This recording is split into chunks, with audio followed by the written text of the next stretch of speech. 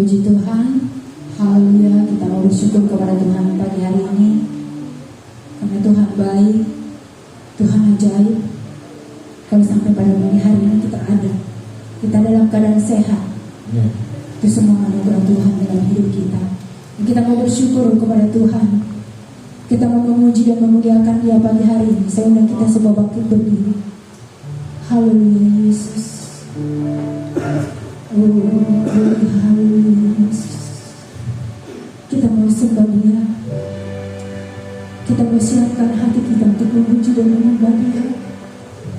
Kita mau undang Roh Kudus. Tuhan, mari Engkau hadir. Engkau menjamah setiap hati kami pagi hari ini, Tuhan. Haleluya Yesus. Haleluya Yesus. Oh, terima kasih Tuhan. Terima kasih Yesus. Haleluya. Glory. Haleluya Yesus. Terima kasih Tuhan. Kami bersyukur pada Tuhan. Terima kasih Yesus yang baik. Haleluya Yesus.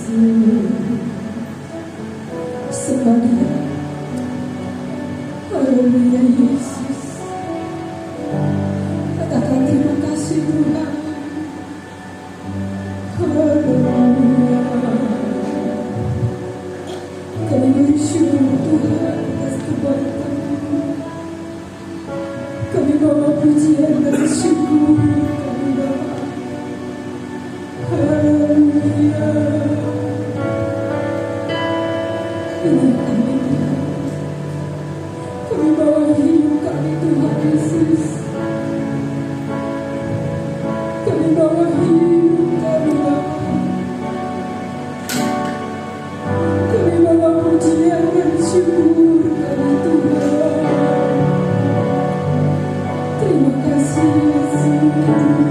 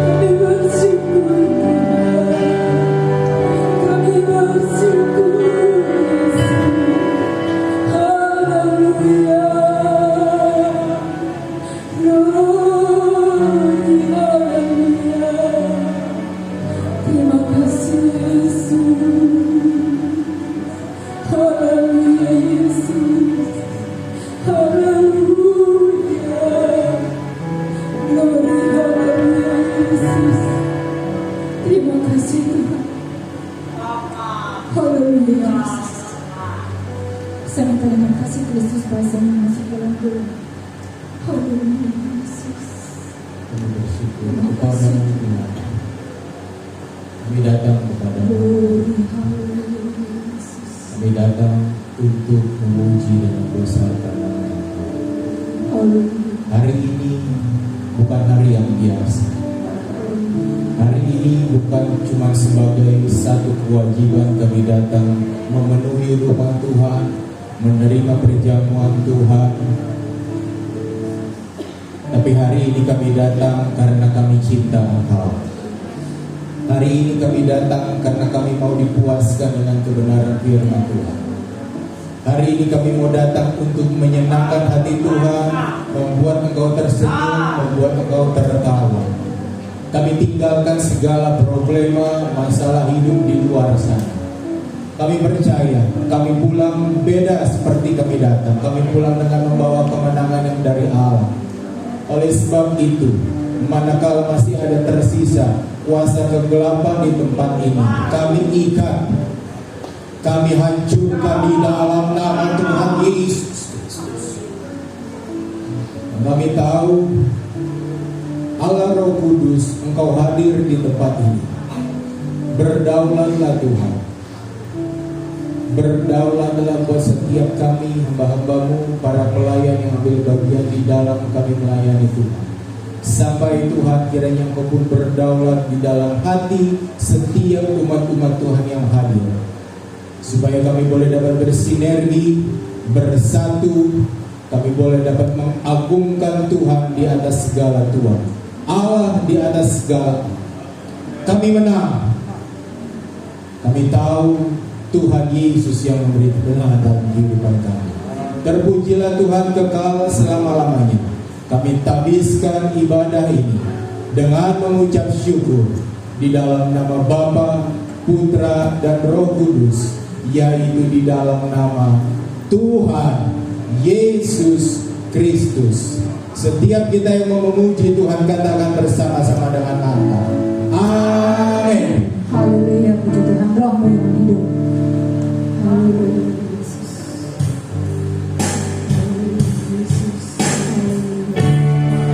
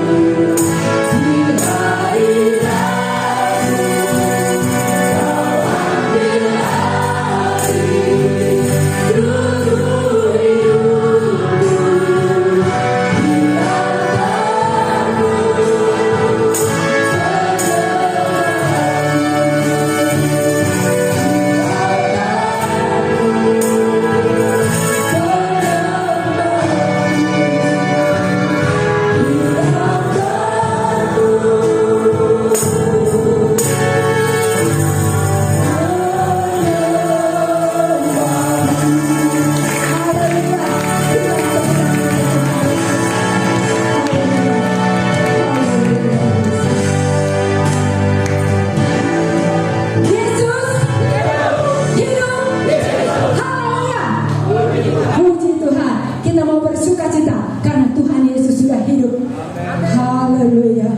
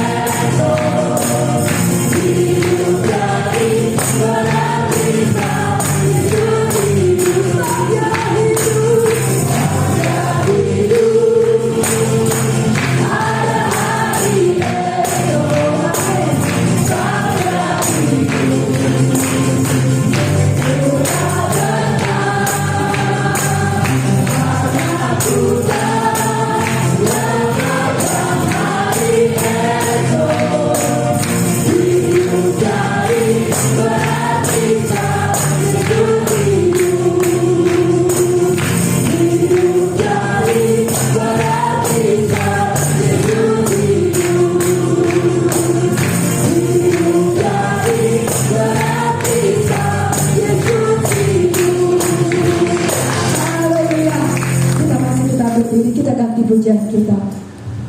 Kasih yang menemukanku. Haleluya.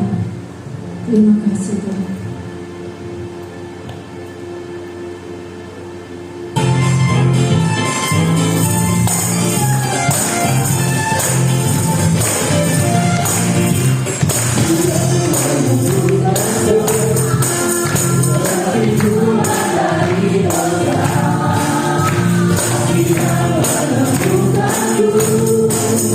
Selamatkan dan pulihkan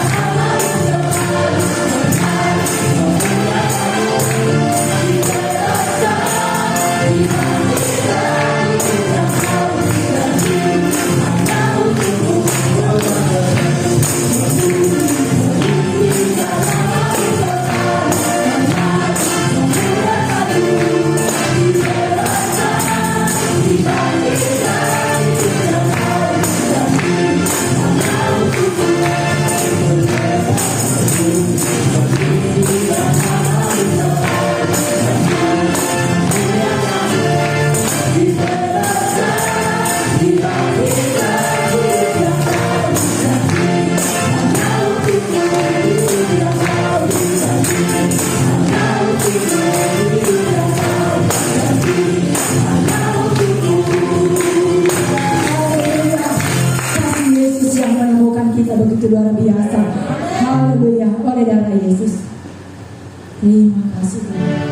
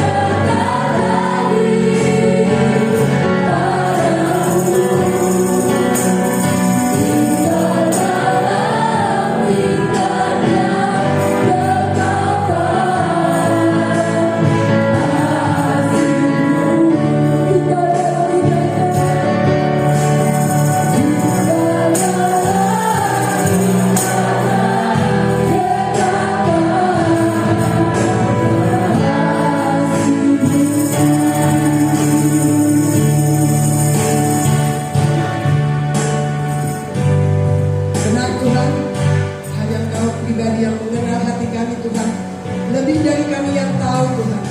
Kami bersyukur Bapa, kalau pada pagi hari ini Tuhan kami kembali ada di rumah-Mu. Kembali Tuhan kami bersekutu dengan Engkau Tuhan pada pagi hari ini. Kami bersyukur Tuhan buat kebaikan kemurahan-Mu Tuhan yang boleh kami rasakan. Bapa yang baik, kami Tuhan telah memuji Engkau Tuhan. Kami Tuhan telah menyembah Engkau Tuhan. Kami percaya Tuhan lewat pujian penyembahan umat-Mu di tempat ini Tuhan, Engkau disenangkan. Bahkan Tuhan kami memberi yang terbaik. Kami percaya Tuhan lewat itu semua Tuhan, hanya Engkau Tuhan yang disenangkan. Terima kasih Bapa, terima kasih Tuhan Yesus yang baik. Sebentar juga Tuhan, kami Tuhan akan diisi Tuhan. Kami akan diajar Tuhan. Kami Tuhan akan dipimpin Tuhan oleh kebenaran firman-Mu. Kami percaya Tuhan, hamba-Mu yang Kau percayakan Tuhan pada pagi hari ini untuk menyampaikan isi hati Tuhan. Kami percaya itu Tuhan yang menjadi kebutuhan umat-Mu di tempat ini. Ketika kami lapar Tuhan, lewat kebenaran firman-Mu Tuhan pada pagi hari ini kami dikuatkan. Ketika kami sakit Tuhan, kami beriman Tuhan. Lewat kebenaran firman-Mu Tuhan kami disembuhkan Tuhan. Sekalipun Tuhan kami ada di dalam lembah kekelaman, sekalipun Tuhan kami berbeban berat Tuhan, kami percaya Tuhan, firman-Mu Tuhan menjadi jaminan kami pada pagi hari ini Tuhan. Terima kasih Bapa, terima kasih Tuhan Yesus yang baik Tuhan. Kami serahkan Tuhan pemberitaan firman-Mu pada pagi hari ini hanya di dalam nama Tuhan Yesus yang menjadi Tuhan dan Juru Selamat kami. Haleluya, amin. Puji Tuhan, silakan duduk, saya serahkan kepada Bapak kita.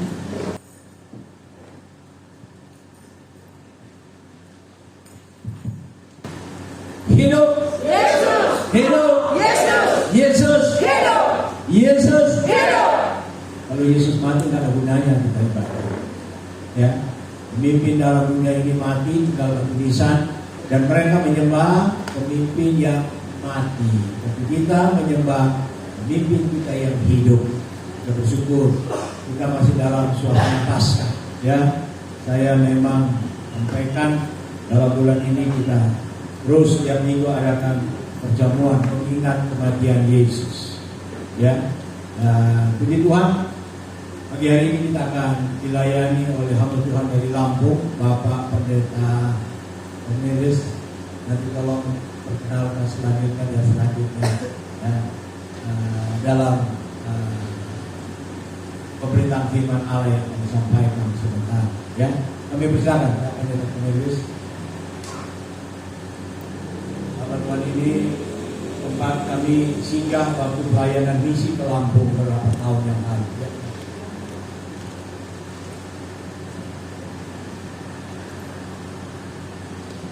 Puji Tuhan.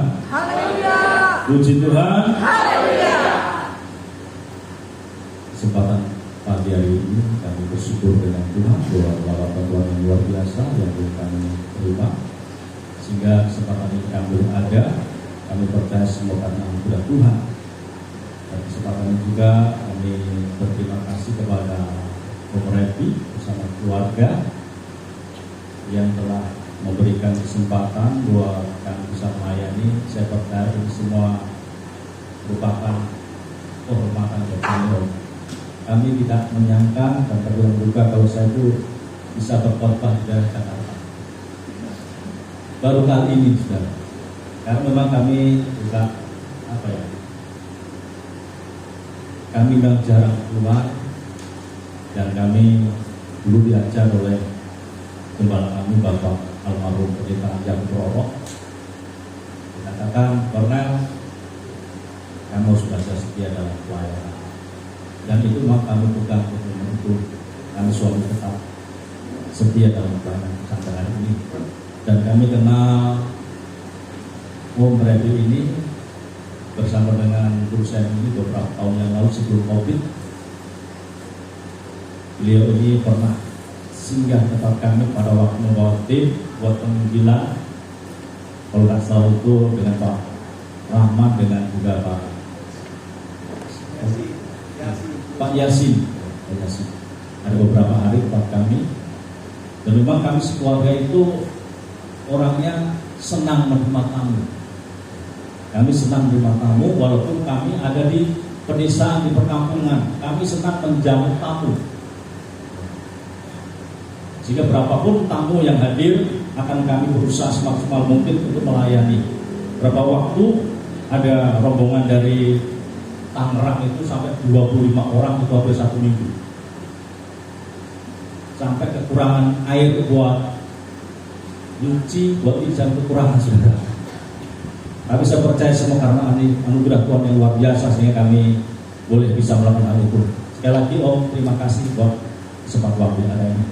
Bapak Ibu saudara semua yang dikasih Tuhan, kesempatan ini kita akan belajar tentang kebenaran firman. Siap? Siap. Oke, terima kasih. Dan Bapak Ibu juga kami sampaikan bahwa kami hadir ini bersama dengan istri saya satu.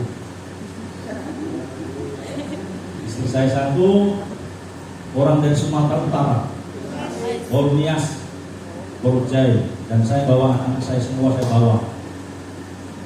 Karena kebetulan saya yang pertama satu kerja di Jakarta ini daerah Pegadaian di daerah sana. Jadi kami misalnya ketemu kangen dengan anak saya. Ada beberapa bulan ketemu. Itu yang kami sampaikan. Mari Bapak Ibu, kita akan membuka Alkitab Filipi pasal 4 bagian ayat yang ke-13. Dengan kasih kita akan berdiri. Kalau beratan ya, kita akan berdiri. Ya Bapak Ibu bisa menemukan ayat ini supaya kita bisa membaca bersama-sama. Hitungan yang ketiga kita akan baca bersama-sama. Filipi pasal yang keempat ayat yang ke-13. 1, 2, 3. Segala perkara dapat kutanggung di dalam Dia yang memberi kekuatan kepadaku. Sekali lagi 1, 2, 3. Segala perkara dapat kutanggung di dalam Dia yang memberi kekuatan kepadaku. Amin. Silakan kembali.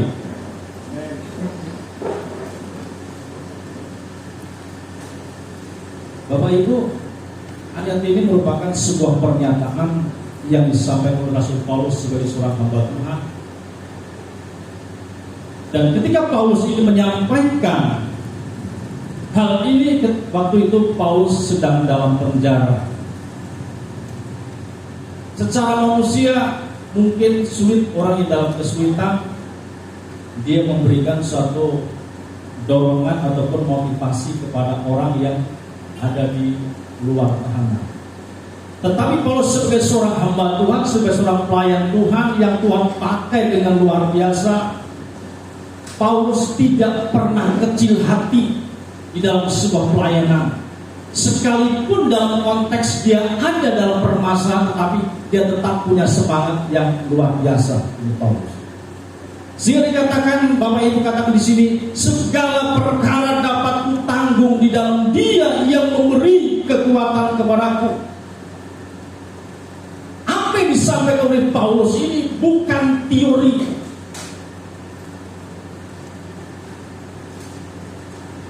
Bukan hanya untuk mengelabui seseorang, tetapi ini merupakan sebuah pengalaman hidup ketika Paulus mengenal Tuhan, percaya Tuhan, dan di dalam satu pelayanan Tuhan. Kita perhatikan Bapak Ibu, bahwa Paulus ini sadar sekali bahwa di dalam Tuhan ini dia tidak bisa lepas dengan yang namanya permasalahan atau persoalan. Sekali lagi saya katakan, Paulus sadar di dalam Tuhan dia tidak bisa terlepas dengan yang namanya masalah ataupun tantangan hidup. Jadi permasalahan kehidupan ini akan bisa dialami oleh siapa saja. Apakah mereka itu seorang hamba Tuhan, pelayan Tuhan, jemaat biasa, atau siapa saja namanya permasalahan bisa dialami oleh siapapun. Tetapi satu hal yang perlu kita tahu, yang menjadi pernyataan daripada Paulus, dikatakan bahwa segala perkara dapat kutanggung di dalam Dia yang memberi kekuatan kepadaku. Kekuatan yang dialami oleh Paulus ketika menghadapi suatu permasalahan, saudara, bukan karena dia hebat, tetapi Paulus mengakui semua itu semata-mata karena karunia Tuhan, anugerah Tuhan, kekuatan Tuhan yang bisa menopang Paulus sampai dia bisa bertahan dalam sebuah pelayanan sekalipun dihujani oleh permasalahan. Kita akan lihat permasalahan seperti apa, bukannya sekedar kekurangan yang Paulus alami, tapi ada permasalahan yang begitu secara manusia mengerikan. Kita akan lihat dalam 2 Korintus pasal yang ke-11. 2 Korintus pasal yang ke-11. Kalau beberapa bisa kita kalau dibacakan ayat 23 sampai yang 39. 2 Korintus pasal 11 ayat 23 sampai 29. Ayat 23. Apakah mereka pelayan Kristus? Aku berkata seperti orang gila. Aku lebih lagi. Aku lebih banyak berdiri lelah, lebih sering di dalam penjara, didera di luar batas, kerap kali dalam bahaya maut. 5 kali aku disesat orang Yahudi, setiap kali 40 kurang 1 bulan. Terus sampai bawah. 3 kali aku didera, 1 kali aku dilempari dengan batu, 3 kali mengalami karam kapal, sehari semalam aku terkatung-katung di tengah laut. Dalam perjalananku aku sering diancam bahaya banjir dan bahaya nyamuk, bahaya dari pihak orang-orang Yahudi dan dari pihak orang-orang bukan Yahudi, bahaya di kota, bahaya di padang gurun, bahaya di tengah laut, dan bahaya dari pihak saudara-saudara palsu. Aku banyak berdiri lelah dan bekerja berat. Kerap kali aku tidak tidur, aku lapar dan dahaga. Kerap kali aku berpuasa, kedinginan dan tanpa pakaian. Dan dengan tidak menyebut banyak hal lain lagi, urusanku sehari-hari, yaitu untuk memelihara semua jemaat-jemaat. Jika ada orang merasa lemah, tidakkah aku turut merasa lemah? Jika ada orang tersandung, tidakkah hatiku hancur oleh duka cita? Jika aku harus bermegah, maka aku akan bermegah atas kelemahanku. Terima kasih.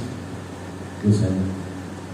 Ini saudara merupakan satu penjelasan yang disampaikan Paulus dalam masalah yang dihadapi. Kita bisa melihat bahwa permasalahan yang dihadapi oleh Paulus itu bukannya sekedar dia kekurangan, bukan karena dia kelaparan, tetapi ada banyak masalah-masalah yang lebih besar, yang lebih mengerikan yang pernah Paulus alami. Tetapi dalam konteks itu, Paulus tidak pernah takut. Amin. Nggak pernah takut. Sekalipun diancam kematian, nggak pernah takut. Kenapa? Paulus sadar yang memanggil Paulus dalam sebuah pelayanan untuk mengenal Tuhan pun karena Tuhan. Dan Paulus tahu kekuatan Paulus itu ada di tangan Tuhan. Sehebat apapun masalah yang dialami Paulus, kekuatan Tuhan jauh lebih besar. Amin. Sehingga memampukan Paulus ini untuk tetap berjalan di dalam Tuhan, memampukan Paulus ini untuk tetap melayani Tuhan. Bagi Paulus, melayani itu merupakan satu hal yang penting. Harus, karena Paulus berkata, hidup untuk Kristus, dan kalau Paulus mati, Paulus katakan merupakan sebuah keuntungan. Amin. Amin. Orang Kristen, anak Tuhan, nggak perlu takut dari masalah. Karena apa? Ada Tuhan. Dan Paulus sedang saudara katakan dalam suratannya, bagi hidup maupun mati, yang penting Kristus tetap dimuliakan. Orang Kristen harus seperti itu. Jangan kita menjadi orang Kristen yang penakut. Dulu kami pada waktu baru buka pelayanan di daerah Lampung di Kecamatan Paklan itu, kami pada waktu itu baru nikah, diusir, akhirnya sampai pelayanan itu tutup, nggak boleh lagi. Dari pihak masjid daerah sudah tantangan tidak boleh. Tapi saya bersyukur dengan Tuhan kalau saya punya istri orangnya itu kuat dalam doa dan puasa. Sementara pada waktu itu saya sedang sakit-sakitan. Jadi saya bilang begini, Pak, biar kamu tak doa puasa, tak minta jawaban dari Tuhan. Mungkin secara manusia memang pelayanan yang kalian hari ini ditutup oleh manusia, tapi saya percaya kalau bukan Tuhan yang menutup, pasti masih bisa terbuka kembali. Dan itu nyata Bapak Ibu, itu nyata. Memang pada pada waktu itu saya diizinkan Tuhan, istri secara manusia kalah, saya tanda tangan untuk menandatangani sebuah persetujuan bahwa pelayanan ditutup. Dan saya harus keluar dari tempat itu. Tapi saya bersyukur di dalam doa puasa yang dikerjakan oleh istri saya, karena saya nggak bisa doa puasa karena sakit. Baru masuk hari yang kedua, camat itu panggil saya sore-sore itu, jam 4:30. Saya pikir ada apa lagi. Ketika saya datang ke sana, camat itu bilang begini, Pak Pendeta, saya minta maaf. Kemarin di kantor kecamatan saya tidak bisa membela Pak Pendeta karena dalam situasi seperti itu. Ribut tuh itu. Sehingga memang pada waktu itu mau nggak mau saya harus lakukan. Tapi setelah Pak camat ini manggil saya, dia bilang, kita Pak Pendeta. Pak Pendeta harus pindah dari tempat itu, cari tempat yang dekat dengan gereja Katolik. Akhirnya dengan saran camat ini, saya cari tempat lokasi yang akan saya bangun gereja itu di gereja Katolik. Tapi rupanya masyarakat sudah dihasut. Kalau nanti pendeta Cornelius ini mau cari tanah, jangan dikasih. Kalau mungkin terpaksa, harganya ditinggikan supaya dia tidak bisa membeli. Tapi Bapak Ibu, Tuhan itu tidak pernah kehabisan akal untuk menolong para pelayan Tuhan. Amin. Tuhan siapkan, justru saudara, Tuhan siapkan tempat yang lebih besar, yang lebih lebar. Dan sekarang, di hari kami sudah renov gereja lagi. Sekarang gereja kami ukuran 10,5 kali 23. 10,5 kali 23 ada balkon 4 kali 12. Saya bersyukur dengan Tuhan. Saya katakan memang pelayanan kami juga banyak masalah tantangan yang datang sini berkati. Tetapi saya percaya bahwa tangan Tuhan penyertaku tidak pernah tinggalkan kami. Dalam kondisi apapun Tuhan menyertai kami, Tuhan tambahkan jiwa-jiwa. Sehingga kalau kami bisa beribadah sampai sekarang ini, saya katakan, Tuhan, terima kasih buat kasih karunia. Luar biasa Tuhan. Yang penting selama kita mengandalkan Tuhan seperti katakan Paulus, saudara, gak perlu takut. Masalah apapun gak perlu takut.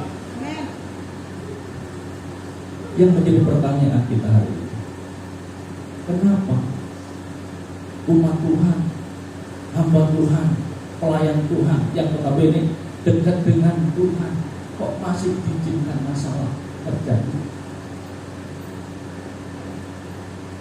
Kadang-kala ada orang Kristen yang sedikit ada merajuk dengan Tuhan.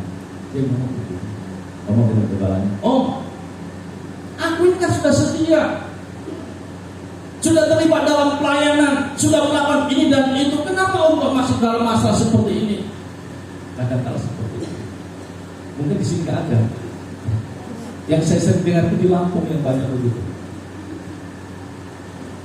Kok seperti ini ceritanya, Saudara, Bapak Ibu, kita akan melihat jawabannya. Amin. Kita lihat kenapa orang Kristen masih menderita, seperti Paulus tadi masih menderita, masih mengalami aniaya dan sebagainya. Ternyata ada sesuatu yang Tuhan rencanakan. Kita akan lihat.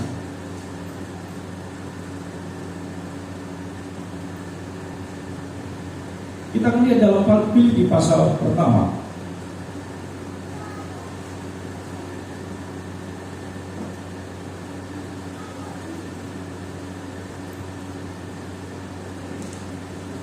Filipi pasal pertama. Sekali lagi dengan kasih kami minta, tolong bisa membacakan ayat yang ke-29. Filipi pertama ayat 29.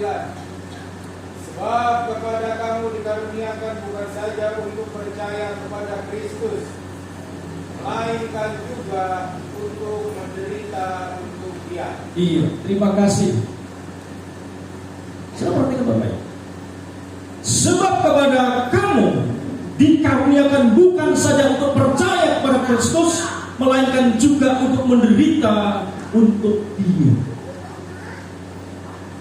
Jadi, kalau mungkin ada orang Kristen bertanya, kenapa aku sudah setia, sudah lama menjadi orang Kristen, sudah melakukan ini dan itu, sudah terlibat dalam lain dan itu, kok masih menderita?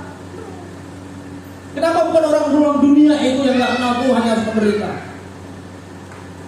Surat Al-Qur'an mengatakan, saudara dan saya, Bapak Ibu yang saat ini, kita dipanggil Tuhan bukan hanya sekedar dikaruniakan percaya, tetapi firman Tuhan katakan untuk penderitaan pun Tuhan katakan sebuah karunia. Amin.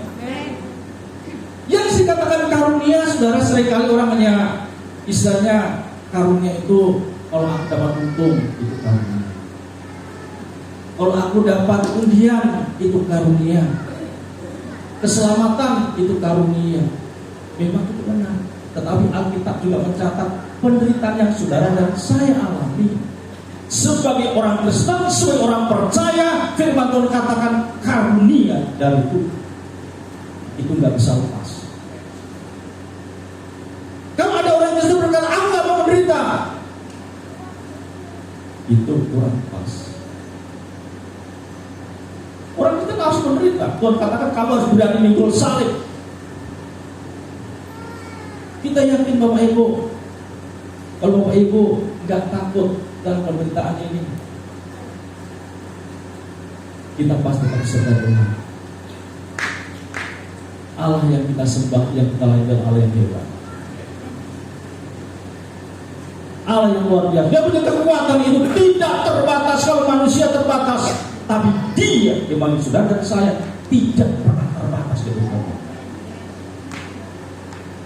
Makanya Paulus tidak pernah tawar hati.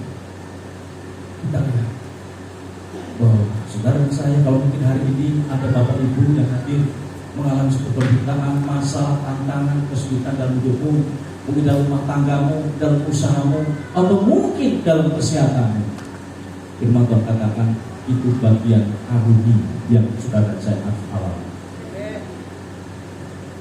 Saudara, kita akan lihat ada dua macam penderitaan yang pernah disinggung oleh Petrus. Kita akan lihat 1 Petrus pasal yang kedua. Bahwa bisa membacakan ayat yang ke 20-21. 1 Petrus 2 ayat 20. Sebab dapatkah disebut ujian jika kamu menderita pukulan karena kamu berbuat dosa, tetapi jika kamu berbuat baik dan karena itu kamu harus menderita, maka itu adalah kasih karunia pada Allah. Sebab untuk itulah kamu dipanggil, karena Kristus pun telah menderita untuk kamu dan telah meninggalkan teladan bagimu, supaya kamu mengikuti jejaknya. Iya. Amin. Amin. Petrus menuliskan di dalam suratannya bahwa ada dua macam penderitaan. Yang pertama, penderitaan sebagai akibat atau konsekuensi daripada dosa. Kalau orang berbuat dosa, melanggar hukum, jadi seorang koruptor, dia dianiaya, dia dipenjara, itu wajar. Sebagai dampak perbuatannya, sebagai dosa yang dikerjakannya, dia harus mengalami sebuah penderitaan. Itu wajar.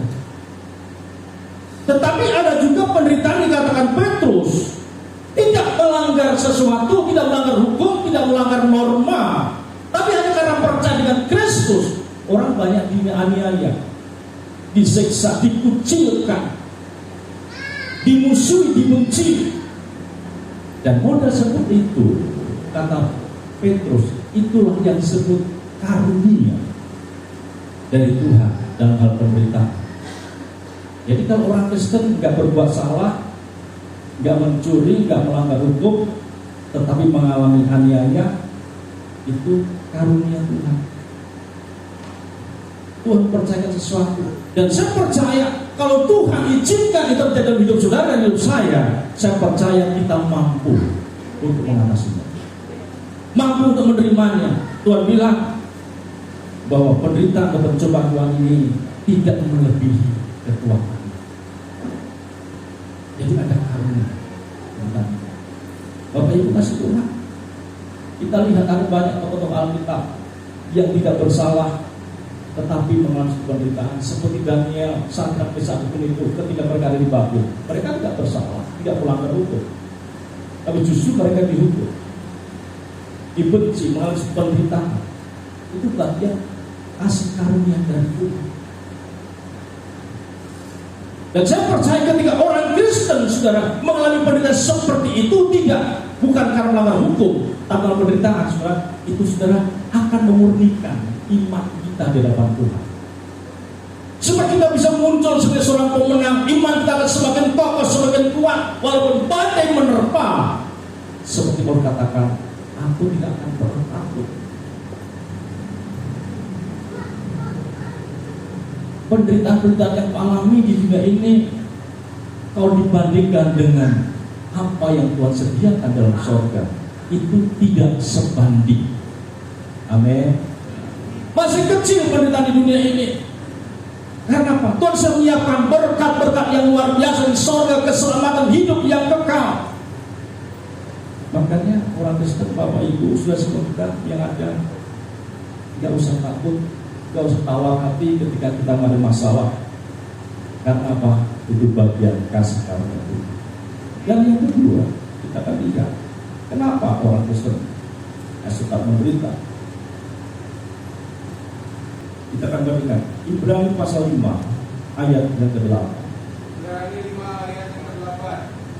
Dan sekalipun ia adalah anak, ia telah belajar menjadi taat dari apa yang telah diberitanya. Terima kasih. Sekalipun dia adalah anak Yesus, dia telah belajar untuk menderita. Artinya bahwa masalah ataupun penderitaan itu sebagai alat Tuhan untuk mengubah hatimu dan mengubah hatimu. Amin. Yesus kita perlihatkan tidak dalam Alkitab. Ketika Yesus saudara ada taman Getsemani, dia bersekutu, dia berdoa, dia bergumul, Bapa, kalau boleh cawan ini lalu daripada aku. Bapak, kalau boleh penderitaan itu jangan sampai menyentuh aku. Kalau boleh masalah jangan sampai menyentuh hidupku. Manusia Yesus, dia takut menghadapi penderitaan. Makanya dia berkata kepada Bapak, kalau boleh, dia tuh mau. Tapi jangan kehendakku, tapi biar kehendakku. Saya percaya Bapak itu punya rencana itu yang luar biasa sempurna untuk karya keselamatan. Amin. Kalau pada waktu itu doa Yesus didengar Bapaknya dan dia, oh ya anak kamu menderita ya, udah kalau nggak jadi, kita semua nggak jadi selamat. Karena nggak ada yang dikorbankan. Makanya Yesus di sini menyatakan sebuah kesetiaan yang luar biasa dalam sebuah penderitaan. Kenapa? Supaya dia tetap menjadi anak yang taat, anak yang patuh terhadap Bapaknya. Sekali lagi, penderitaan tadi saya katakan yang pertama merupakan sebuah karunia. Dan yang kedua, dengan penderitaan yang Tuhan izinkan, itu alat yang dipakai Tuhan untuk mengubah hidup orang percaya. Makanya kita nggak perlu bersungguh-sungguh, Tuhan, kenapa kok begini, kenapa kok begitu? Tuhan tahu isi hati kita. Amin. Tadi dalam pujian tadi mengatakan, engkau mengetahui isi hati. Tidak ada yang tersembunyi bagimu Tuhan. Tidak ada. Artinya bahwa hidup kita, perbuatan kita, perilaku kita, bahkan pikiran kita sudah dibaca oleh Tuhan. Tuhan tahu sekecil apapun kalau kita ada kesombongan, kecongkaan tinggi hati, Tuhan tidak mau. Sekecil apapun dosa itu menghalangi manusia untuk selamat. Kita akan bandingkan dengan ayat ini. 2 Korintus 12 ayat 7 sampai 10. 2 Korintus 12 ayat 7. dan supaya aku jangan meninggikan diri karena kenyataan yang luar biasa itu, maka aku diberi suatu duri di dalam dagingku, yaitu seorang utusan iblis untuk menggocok aku, supaya aku jangan meninggikan diri. Tentang hal itu aku sudah 3 kali berseru kepada Tuhan, supaya utusan iblis itu mundur daripadaku. Tetapi jawab Tuhan kepadaku, cukuplah kasih karuniaku bagimu, sebab justru dalam kelemahanlah kuasaku menjadi sempurna. Sebab itu terlebih suka aku bermegah atas kelemahanku, supaya kuasa Kristus turun menaungi aku.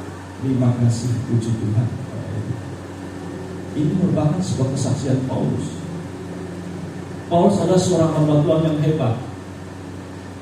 Seorang hamba Tuhan yang pakai Tuhan dengan luar biasa. Orang sakit disembuhkan banyak lewat pelayanan Paulus. Sakit apapun, ketika didoakan Paulus, mereka ditahirkan sembuh. Tapi sementara Paulus sendiri juga sakit. Dan firman Tuhan menggambarkan ada duri dalam daging. Ada sebuah penderitaan, sebuah masalah yang harus dialami oleh Paulus.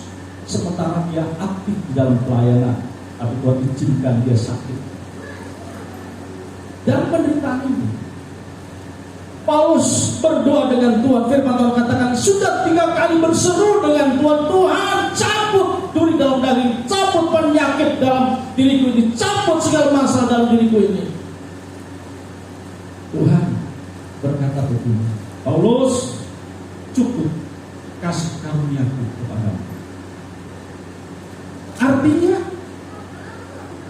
secara kondisi Paulus memang tidak disembuhkan oleh Tuhan dari penyakit itu. Tapi lewat penyakit itu Tuhan mengubah hati Paulus, saudara. Jangan sampai Paulus tinggi hati, jangan sampai Paulus punya kesombongan dalam pelayanan. Karena apa? Tuhan pakai dengan luar biasa. Tujuannya apa? Supaya Paulus belum menjadi hamba Tuhan yang rendah hati. Hatinya diubah oleh Tuhan, hatinya diperbarui oleh Tuhan. Sekali lagi, secara kondisi Paulus tidak diubah oleh Tuhan, tetapi hatinya yang diubah oleh Tuhan. Kenapa? Salah satu tujuan penderitaan saudara dan saya alami, mengubah hati, supaya kita jadi orang jangan menjadi orang yang sombong, tapi jadi orang yang rendah hati. Orang yang rendah hati adalah orang yang bisa menerima orang lain. Amin. Orang rendah hati bisa menerima teguran, bisa menerima nasihat itu kalau orang rendah hati. Tapi kalau orang yang sombong, merasa dirinya hebat, aku yang hebat, aku yang pintar, aku yang cerdas, yang lain no, itu orang yang sombong. Tapi kita lihat dalam konteks Paulus, dia di dalam kelemahan itu kuasanya semakin nyata. Hebat Paulus. Ya, kita yang hadir bersama. Apapun yang masalah yang Bapak Ibu alami, keluarga makin alami, jangan membuat itu kecil hati. Tapi jadi menjadi alat untuk mengoreksi itu. Kalau mungkin dalam hidup ini mulai ada roh kesombongan, tinggi hati, kecongkakan, mari kita akan katakan buat Tuhan, biarlah lewat apa yang diizinkan yang mengubah hidup, mengubah hatiku, supaya aku bisa rendah hati, supaya aku bisa semakin dipercayakan sesuatu yang besar oleh Tuhan. Ingat, Lucifer sekalipun dia malaikat yang luar biasa, pintar, cerdas, maka cobaannya dijatuhkan Tuhan menjadi iblis. Kenapa? Sombong. Allah tidak mau melihat orang yang sombong, apalagi anak Tuhan. Tapi jadi teladan pribadi Yesus sendiri, berikan satu contoh buat kita semua orang Kristen. Dia merendahkan diri. Dia adalah Allah.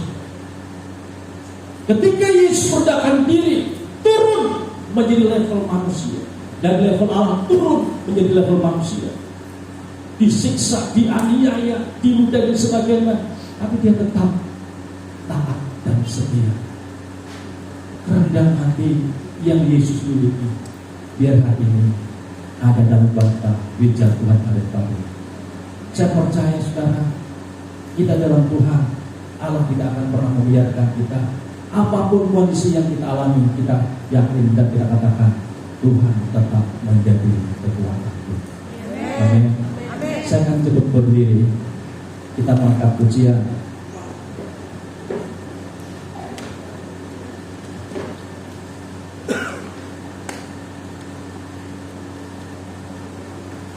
Saya minta tolong singer dan soal itu bisa bantu kami. Segala perkara dapat kutanggung di dalam Dia yang beri kekuatan.